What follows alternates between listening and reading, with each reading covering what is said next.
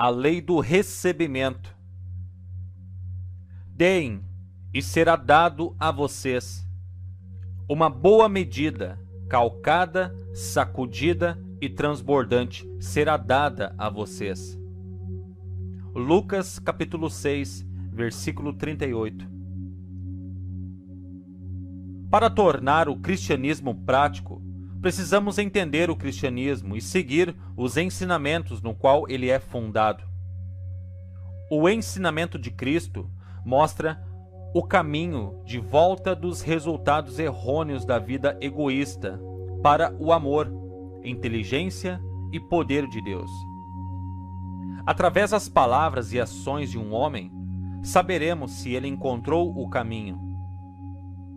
Deus existe no homem através do mais elevado conceito de perfeição, agindo através da fé do homem, trabalhando com amor, inteligência e poder redentor. Aquele que busca uma vida maior com o objetivo de conseguir, não busca a vida em fidelidade ao Espírito. Na medida em que, enquanto qualquer objeto material permanece entre a mente do buscador e a lei de Deus, os dois são separados e não se tornam um. No mesmo grau em que o homem se apega à opinião e desejo pessoal, ele é limitado em conhecer e experimentar a autoridade e o poder ilimitado que lhe foi dado por seu Criador. Se pensarmos de forma limitada, raciocinamos que precisamos primeiro obter antes que possamos dar. E então nos voltamos e andamos na mesma rotina mental que antes. Continuamos na falta de compreensão, a ideia em nosso pensamento de obter acima de tudo e excluindo assim o espírito de dar. Dar, que é a primeira ou fundamental lei da vida, é a primeira lei de toda a criação. A atitude de obter é a lei da vida em um estado congestionado ou em ação reprimida. Enquanto o obter dominar a mente, essa mente está paralisada, sendo limitada em sua ação de acordo com a lei fundamental da criação. O rádio ajudou muito a explicar o processo da lei de dar e receber, ou oração e bênção. Os princípios envolvidos são muito semelhantes. Na verdade, eles são os mesmos, exceto que um é mecânico e o outro é mental. Quando o operador projeta um programa, ele provoca uma vibração no ar que sai para realizar o que ele deseja. Ele não tem mais nada a ver com isso depois de ter sido projetado. O éter, ou o ar, transporta as vibrações para qualquer estação que seja capaz de recebê-lo e reproduzi-lo. Quando oramos, agitamos uma vibração com nossos desejos. Isso também é recebido por uma força determinada de acordo com o poder, o propósito e a sinceridade de nossa oração.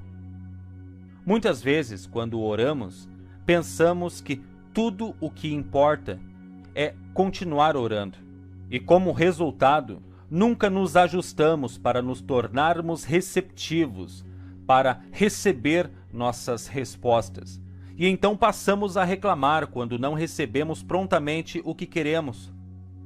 Um sonhador ou um desejador é aquele que está continuamente orando, enviando suas ideias, seus desejos, e está tão ocupado sonhando que tira todo o prazer de seus sonhos.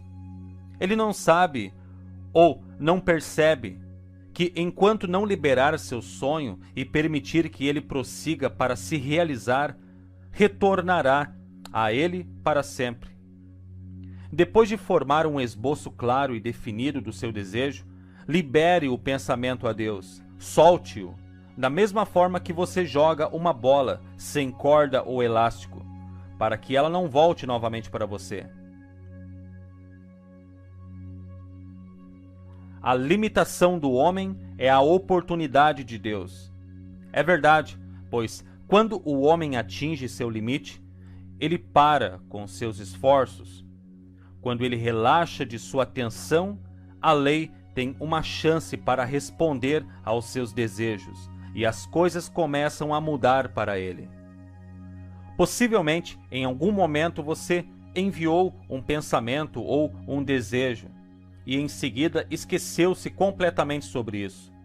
De alguma forma, quando se trata de coisas mais importantes, coisas maiores, deixamos de liberar nossos desejos e orações rapidamente, e assim somos tomados pela ansiedade e a tensão. A mente é como uma esponja. Nós apertamos com nossos pensamentos ansiosos, mas se liberarmos a pressão e permitir que a esponja tome sua forma normal, ela se tornará absorvente e receptiva novamente. Uma vez que expressamos nossas necessidades através da oração ou de outra forma, alguns acreditam que é tudo o que devemos fazer. Pelo contrário, estamos trabalhando com uma lei que é definida e ativa. E isso é apenas o começo do nosso trabalho. O princípio da vida sobre o qual esta lei é baseada é claramente escrito. Ele diz: deem e será dado a vocês uma boa medida, calcada, sacudida e transbordante será dada a vocês. O dar sempre precede e predetermina a recepção. Quer você esteja dando seu pensamento, sua palavra, seu serviço ou sua ação. Algumas pessoas podem considerar essa lei como uma via de mão dupla. Isto é, metade do tempo você deve estar ocupado doando e a outra metade do seu tempo você deveria estar recebendo. É como a proposta de calor e frio. Eles são dois lados da mesma lei, isto é, se nos concentrarmos no frio e esperarmos e rezarmos para obter calor, é provável que congelemos até a morte. O que devemos fazer é dar todo o nosso pensamento e esforço para construir uma fogueira ou buscar aquilo que criará calor para nos aquecer. Se nos concentrarmos em receber, não dando nenhum pensamento ou ideia ou desejo de construir, nós, da mesma forma, podemos perecer. A lei diz: é mais abençoado dar do que receber. E, como você dá livremente, você recebe livremente. A menos que estejamos livres para estender ou dar o nosso desejo, o nosso bem, a lei não terá nenhum padrão. Muitos tentam retroceder a lei e, por essa razão, obtêm poucos ou nenhum resultado. Eles dizem para si mesmos: bem, depois que eu ter, então eu vou dar. Se você deseja alguma coisa boa, você deve primeiro dar algo bom em troca para obter. Quando falamos em dar, a maioria das pessoas tem a tendência de pensar primeiro em dar seu dinheiro. O dinheiro, um objeto de afeição humana, tão apaixonada que os homens matam e roubam para ganhar sua posse. É por natureza tão obediente à nossa vontade que podemos segurá-lo gentilmente em nossas mãos ou dobrá-lo com carinho em nossa bolsa sem sentir resistência alguma. Com todas as ideias egoístas que o homem se apega, o homem não mudou sua natureza ou seu propósito. O que o dinheiro oferece para as várias mãos que tão ansiosamente o agarram? Nada. Nada além da alegria de se dar no cumprimento de sua missão. O homem pode fazer algum ato terrível para obtê-lo. Ele pode pagar por algo prejudicial ao seu progresso. Mas em todas essas trocas, quem perde o valor é o homem, não o dinheiro. Assim como o sol brilha tanto para os justos como para os injustos, o dinheiro passa pela mão merecedora e indigna de realizar seu trabalho. Sua finalidade é a troca sem discriminação. O dinheiro deixa a discriminação para a mente que o está usando. O dinheiro vai alegremente a caminho, sem perder nada em valor próprio. Ele apenas se doa. O dinheiro surgiu para preencher a necessidade de troca. Esse é o seu propósito. Independente da nossa atitude em relação ao dinheiro, o mesmo permanecerá fiel à sua natureza, enquanto for necessário para o seu mestre, que é o homem. O dinheiro representa a lei dos serviços. Seu valor é estimado pela mente do homem que o usa, enquanto sua forma é projetada para assegurar a troca mais fácil. Quando damos nosso melhor em algum serviço útil, esquecendo-se de si mesmo, concentrando-se na alegria de dar em vez de concentrarmos nos retornos, descobrimos que nosso propósito unido ao propósito do dinheiro trabalham para o bem eterno. Frequentemente eu ouço as pessoas dizerem: bem, eu dou, e às vezes até faço doações sem querer dar, mas raramente vejo qualquer sinal de retorno. Há um jeito certo e errado de dar. Há uma doação descuidada e impulsiva, e há uma doação cuidadosa e científica. Quando damos algo a uma pessoa ou um grupo de pessoas que não fazem nenhum progresso, estamos desperdiçando nossa substância. Se damos algo para alguém que não se esforça para ajudar a si mesmo, não precisamos esperar um bom retorno.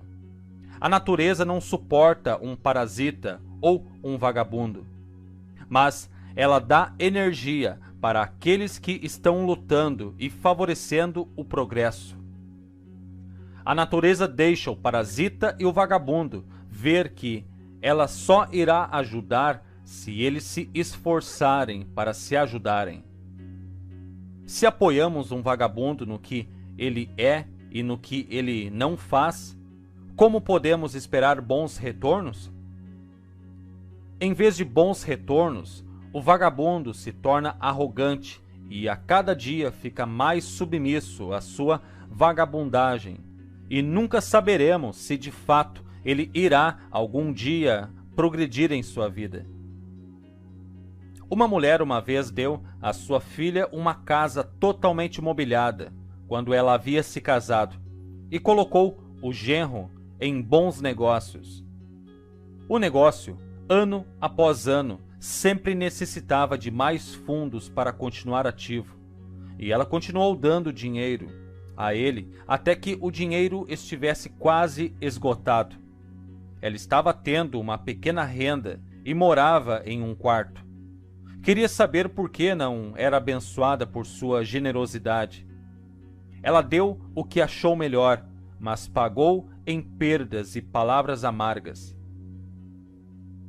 O genro exigiu mais ajuda, até que ela não tinha mais para dar.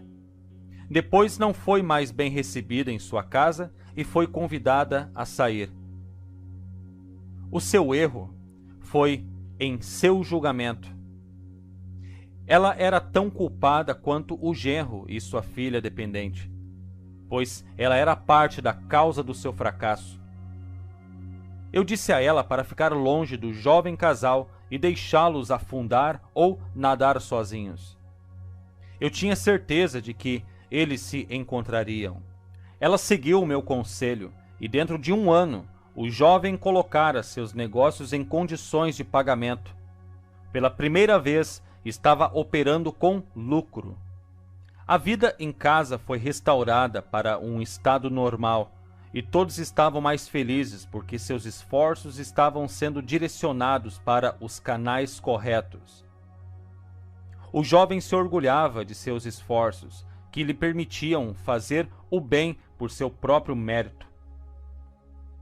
Uma interpretação prática da lei é: quando você vê alguém fazendo um esforço para ajudar a si mesmo, essa é a hora de ajudá-lo, mas não dê a sua substância para aquele que não se ajuda, ou pelo menos tente se ajudar.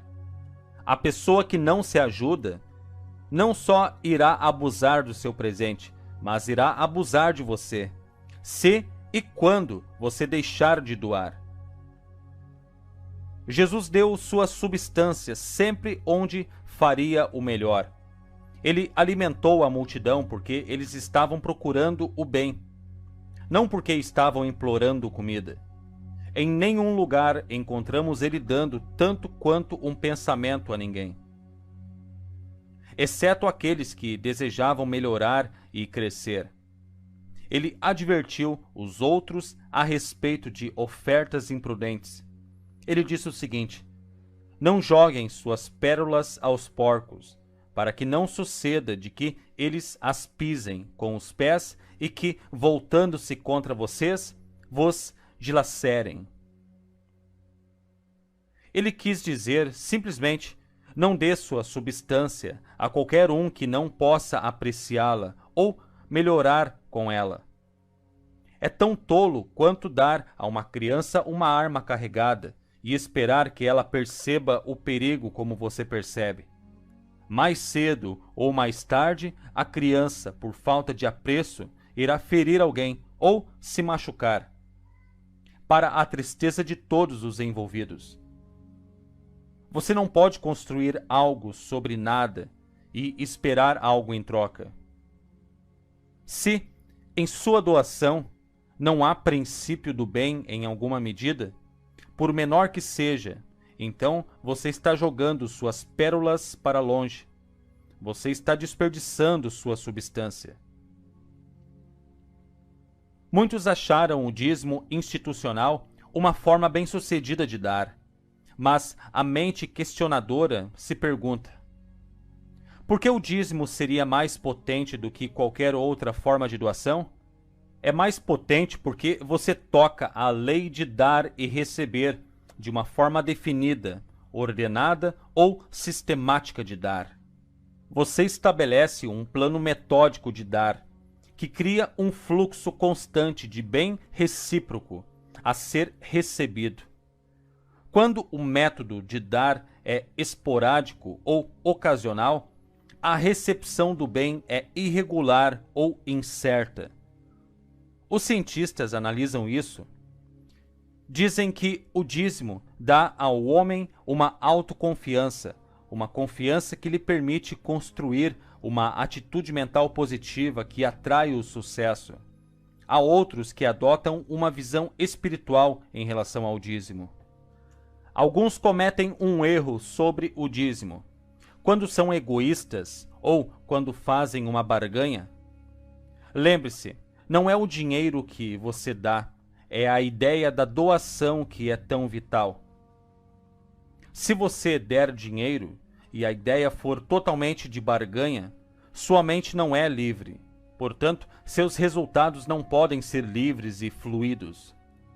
O dízimo, não importa o que se pense, tem a tendência de alinhar o homem com a lei da doação e seus resultados serão proporcionais à honestidade, sinceridade e espírito de seu dom.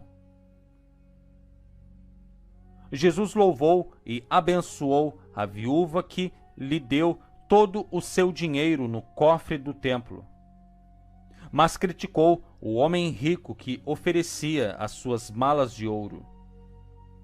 Por que você acha que ele se excedeu neste caso em louvar o humilde presente da viúva? Ele sabia que a lei da doação estava em ação. Foi o espírito de seu dom que motivou sua bênção. Quando John D. Rockefeller era um menino pobre, ele foi capaz de aplicar a lei no início de sua vida.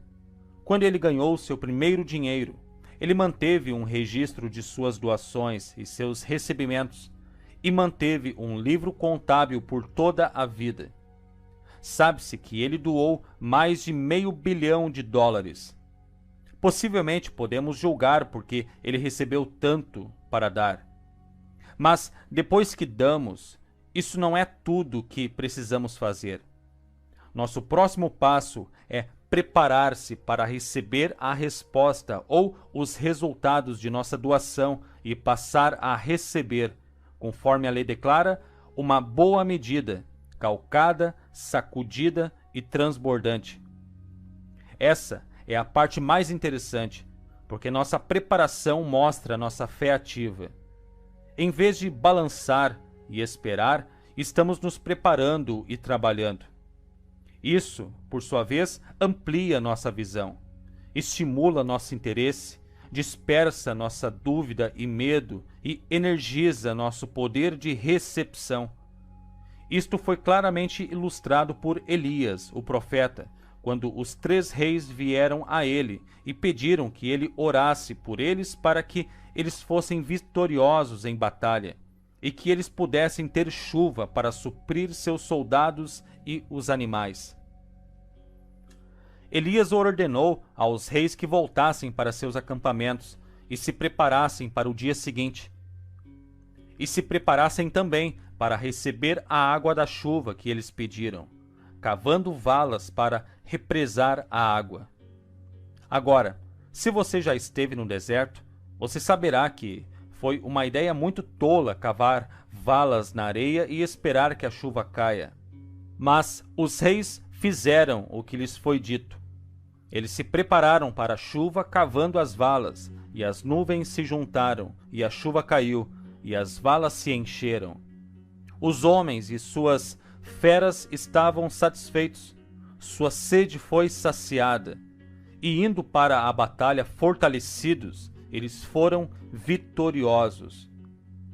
Elias, conhecendo a lei, instruiu-os a se prepararem e facilitaram o recebimento do que eles queriam.